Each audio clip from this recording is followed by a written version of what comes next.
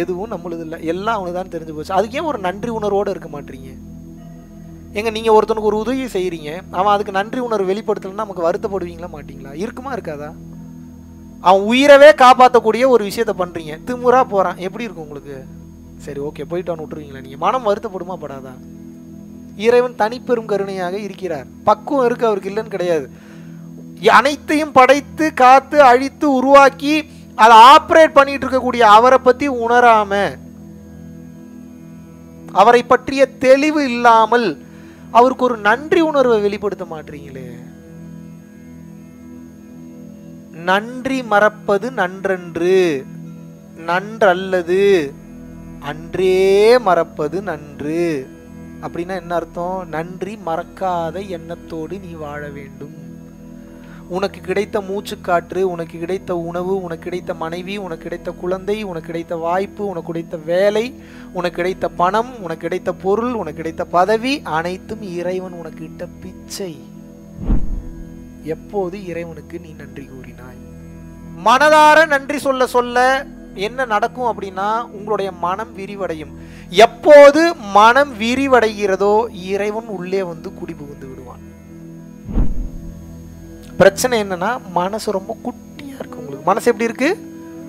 குட்டியா இருக்கு. யாருக்கும் ஒன்றும் கொடுக்க மாட்டீங்க, சப்போர்ட் பண்ண மாட்டீங்க, ஹெல்ப் பண்ண மாட்டீங்க. உங்களுக்கு மட்டும் எல்லாம் நடக்கணும்னு நினைக்கிறீங்க. எப்படி பாஸ்? எப்படி நடக்கும்? எப்படியெல்லாம் இவன் இப்படி இருந்தா நல்லா இருக்கும், இவன் இப்படி இருந்தா நல்லா இருக்கும், இப்படி சப்போர்ட் பண்ணா நல்லா இருக்கும், என்னை இப்படி டேக் கேர் பண்ணிக்கிட்டா நல்லா இருக்கும், எவன்லாம் இப்படிலாம் இவன்லாம் இருந்தா நினைக்கிறீங்களா? ஒருவேளை நீங்க அப்படி நினைச்சீங்கன்னா கூட நீங்க என்ன நினைச்சு பார்க்கணும்னா, இப்படி ஒருத்தன் இருந்தா நல்லா இருக்குமே நினைக்கிறீங்கன்னா நீங்க அப்படி எத்தனை பேர்கிட்ட இருந்தீங்கன்னு நீங்க நினைச்சு பார்க்கணும். இருந்தமா நம்ம அப்படி? ஃபார்முலா ஒன்னே ஒண்ணுதான். உங்க மொத்த பிரச்சனைக்கு ஒரே சொல்யூஷன் என்னன்னா இறைவன். இதை தாண்டி ஒரு சொல்யூஷன் சொல்லுங்க நீங்க. சரி, இப்ப இறைவன் தான் சொல்யூஷன்றது தெரிஞ்சு போச்சு. இப்ப என்ன பண்ணணும்? அடுத்து அந்த ஆளை வேலை செய்ய விடணும். அந்த ஆள் எப்ப வேலை செய்வாரு?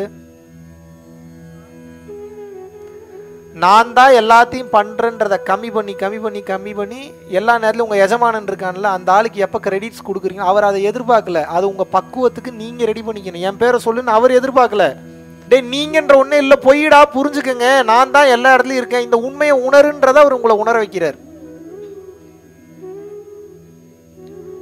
நான் நான் நான் நான் நான் நான் நிக்க நிக்க நீங்க தான் எல்லா பிரச்சனையும் பார்க்கணும்.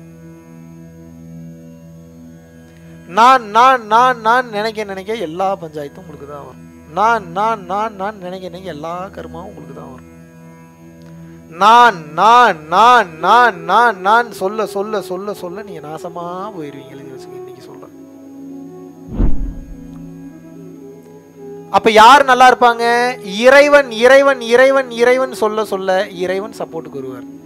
இறைவன் என்று சொல்ல சொல்ல சொல்ல இறைவனின் பரிபூர்ண அருள் கிடைக்கும். இறைவன் என்று நினைக்க நினைக்க கண்களில் கண்ணீர் ஊற்றெடுக்கும். இறைவனின் வலிமை புரிய புரிய உங்களது கர்ம வினைகள் அழியும். இறைவன் இறைவன் உணர உணர ஞானம் விளங்கும். இறைவன் என்பதை ஆழமாக உணர உணர உணர அடுத்த பிறவியும் உங்களுக்கு கிடையாது. இப்ப புத்திசாலி நான்னு போவானா இறைவன் போவானா? இனிமேலாவது மாத்திக்க. ஃபார்முலா ஒண்ணுதான். என்ன? நான் அப்படிங்கிற வார்த்தையை இறைவன்ற வார்த்தையை போட்டு ரீப்ளேஸ் பண்ணணும். Find all the non in your past Janma, now and even after in your future. And replace everything with the word of divine. கடவுள், இறைவன், எப்படி வேணாலும் வச்சுக்கோங்க. நான் என்கின்ற ஒன்றை எப்போது நீங்கள் இறைவன் என்கின்ற பெயரை வைத்து ரிப்ளேஸ் பண்றீங்களோ, ரிப்ளேஸ் பண்றதுன்னா என்ன? மாற்றி அமைக்கிறீங்களோ, உங்களது ஜாதகம் மாற்றி அமைக்கப்படும். ஜாதகம் வேலை செய்யாது.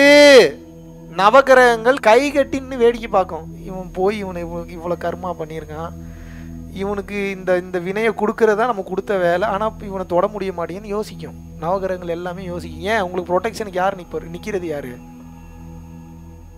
இறைவன் நிற்பார். இறைவனை மீறி தொட முடியுமா இந்த நவகிரகமாவது? உங்களை சல்லி சல்லியான்னு ஒருக்கிடுவாப்புல.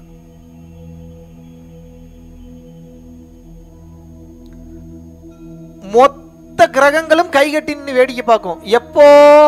எப்போது பரிபூரண இறையருளை பெற்று விடுகிறீர்களோ அப்போ.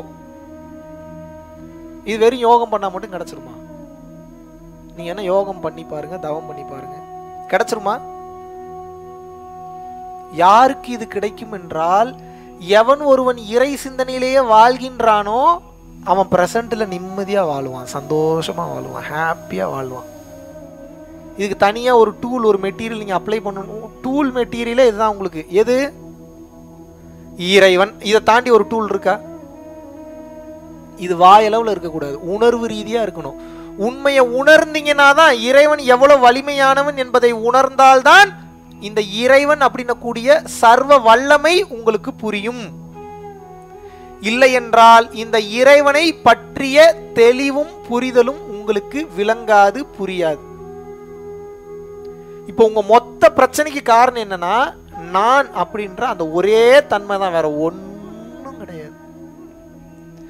எப்போ இந்த நான் என்கின்ற தன்மை உங்களுக்குள் இருந்து விலகுகின்றதோ, இறைவன் என்பவன் உங்களது வாழ்க்கையில அடி எடுத்து வைப்பார்.